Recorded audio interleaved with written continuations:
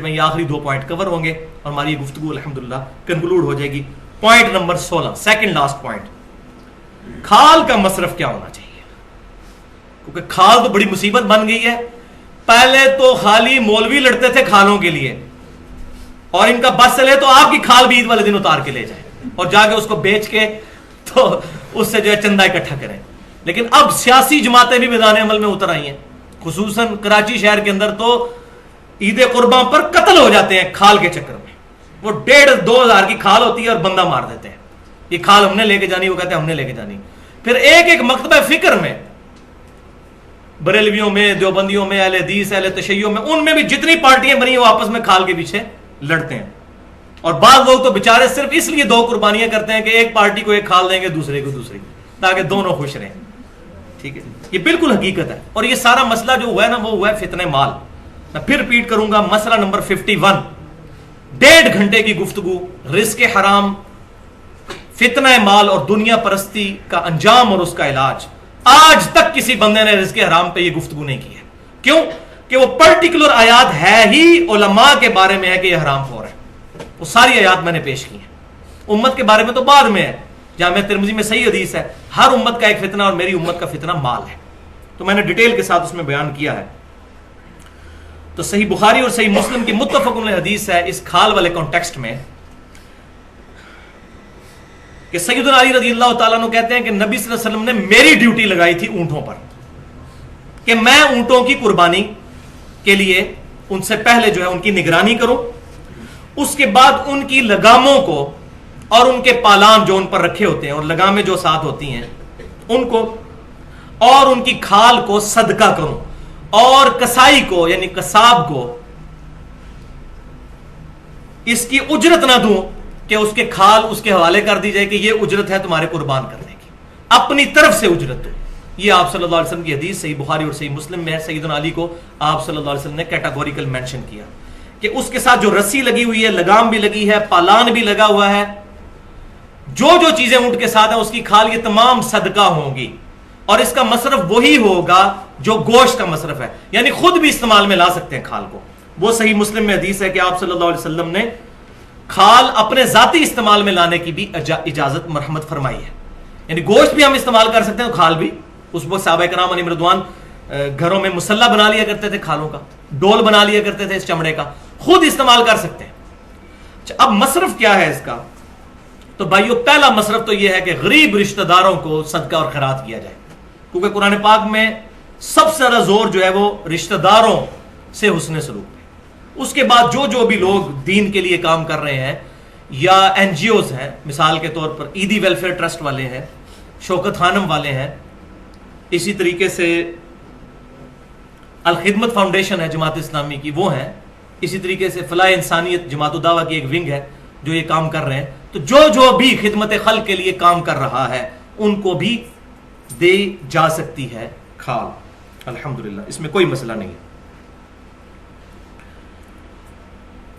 Point number 17، آخری point, اور یہ خصوصاً بیرون ملک مقیم مسلمانوں کے لیے، کیا غیر مسلم کو قربانی کا گوشت دیا جا سکتا ہے یا نہیں؟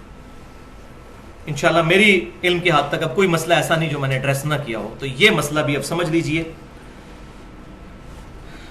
کہ قرآن پاک میں کیٹاگوریکل یہ سٹیٹمنٹ ہے.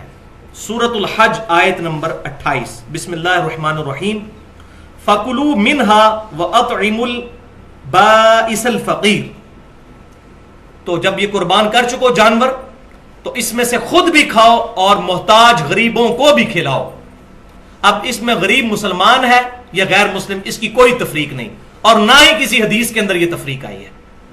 تو اپنی طرف سے شریعت سازی کرنے کی ضرورت نہیں، بلکہ تالیف قلب کے لیے، جس طرح ہمارے پاکستان انڈیا میں بعض اوقات ہمارے گھروں میں کام کرنے والے کرسچنز ہوتے ہیں، ان کے تالیف قلب کے لیے دیا جائے تو بہت زیادہ ثواب ہے. لہذا غیر مسلم کو قربانی کا گوشت دینے میں کوئی حرج نہیں ہے اس آیت کے تحت. الحمدللہ اس پہ اہل سنت کے تینوں گروہ، بریلوی، دیوبندی اور اہل حدیث اور اہل تشیع بھی متفق ہیں. بعض ہمارے جو بریلوی اور دیوبندی علماء ہیں انہوں نے تھوڑی سختی کی ہے کہ نہیں، یہ چونکہ واجب عبادت ہے، ہاں صدقے والی عبادت ہو تو آپ دے سکتے ہیں، واجب عبادت میں نہ دیں. لیکن ان کے پاس ماشاءاللہ دوسرا ٹول بڑا اچھا ہے، وہ کہتے ہیں جی ہیلا کر لیں کہ آپ کے پاس جو دوسرے رشتہ داروں کا گوشت آیا ہے وہ آپ کرسچنز کو دے دیں، اپنا نہ کرسچنز کو دیں. ماشاءاللہ ماسٹر ہے نا اس کام کے. تو ان کے نزدیک بھی پتا ان کو بھی ہے کہ اس کا وہ حال تو نکالنا ہے کہ کرسچنز کو دینا ہے. اب ظاہر ہے کہ ہمارے ادھر کتنا غریب طبقہ ہے، تو وہ کہتے ہیں آپ کے گھر جو باقی رشتہ داروں کا گوشت آیا ہوا ہے نا وہ آپ کرسچنز کو دے دیں، اپنا والا کسی مسلمان کو ہی دیں. لہٰذا اس بات کی کوئی جو ہے وہ دلیل ان کے پاس نہیں ہے. صحیح بخاری اور صحیح مسلم کی متفق علیہ حدیث ہے جو میں پہلے بھی بیان کر چکا کہ آپ صلی اللہ علیہ وسلم نے 1 سال تو فرمایا کہ 3 دن سے زیادہ سٹور نہیں کرنا گوشت، پھر اگلے سال اجازت دی اور فرمایا کہ 3 دن کے بعد بھی سٹور بھی کر سکتے ہو، خود بھی کھاؤ اور غریبوں کو بھی کھلاؤ. میں نے اس لیے منع کیا تھا کہ وہ قحط کا سال تھا تاکہ تم سارا گوشت خیرات کر دو. لہٰذا اس کے تحت اجتہادی یہ مسئلہ نکلتا ہے کہ آج بھی ہماری گورنمنٹ آف پاکستان اگر کوئی قحط والا معاملہ ہو جائے یا کوئی نیچرل ڈیزاسٹر ہو جائے جیسا کہ کبھی زلزلہ یا سیلاب آ جاتا ہے، تو گورنمنٹ آف پاکستان اگر ایک ایگزیکٹو آرڈر یہ جاری کر دے کہ جو قربانی کا گوشت ہے بس تھوڑا سا اپنے گھر میں رکھیں اور باقی سب گورنمنٹ کے پاس جمع کروائیں تاکہ ان غریب لوگوں تک پہنچایا جائے، تو یہ بالکل جائز ہے، یہ کیا جا سکتا ہے ایگزیکٹو آرڈر کے طور پر.